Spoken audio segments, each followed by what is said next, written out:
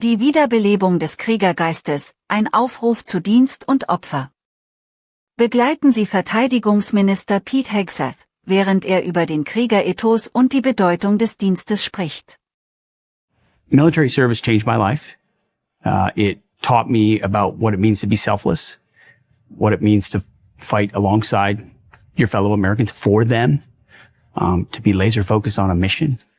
And it's the greatest thing I could have done with that period of time in my life where I could be doing a lot of other things. In every generation, you have to ask yourself the question, if not me, then who's it going to be? If not this generation, then we're passing the buck to the next generation. And so my challenge to this generation is, are you ready to step up? Are you ready to take the lead?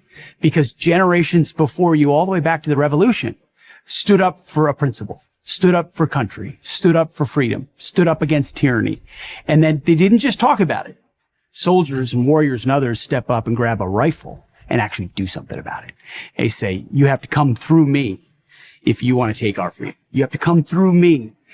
They did it then, and they've done it in every successive generation. And are you able to step up to that task? Do you understand the purpose-driven life? Do you understand principles larger than yourself, that our rights are endowed by a creator, not from government? You don't have freedom without those willing to defend it. Part of the reason you should serve today is that we're getting back to basics. And one of those basics is the warrior ethos. We're not doing the politically correct, social justice, ideological stuff that previous administrations did. This is the back to basics of readiness, of accountability, of standards, of lethality, and of warfighting. With President Trump at the helm, we're going to have your back. We will have your back when we ask you to do difficult things. You will be equipped with the best equipment in the world. You will be given a clear and narrow mission that's focused on our country and our country's interests. To be strong, to be tough, to be selfless, to be courageous, to be determined. Those are principles of the warrior ethos. To finish the fight.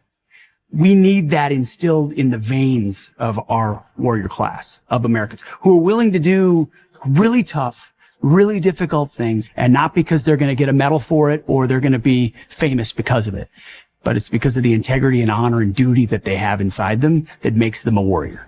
You see, the world looked at Joe Biden and felt like they could take advantage of America. We were chumps. We were weak. We were woke. We were focused on other things. They look at President Trump and they say, this is a guy who's serious, substantive. He's rebuilding the military, and I don't want to mess with him. Because if I go sideways on America, I might just get the business end. So the revival of the American spirit you see most directly in the revival of recruiting numbers. I mean, it was in the tank under Joe Biden, and now it's at historic highs. Tell me what changed. What changed is President Trump. What changed is belief in America. What changed is the military knows he has their back. The spirit is back, and you feel it. You feel it in the ranks. I get a chance to go see our troops. They're excited. They're proud to wear the uniform. It means a little more to them. Knowing the kind of leadership that they have.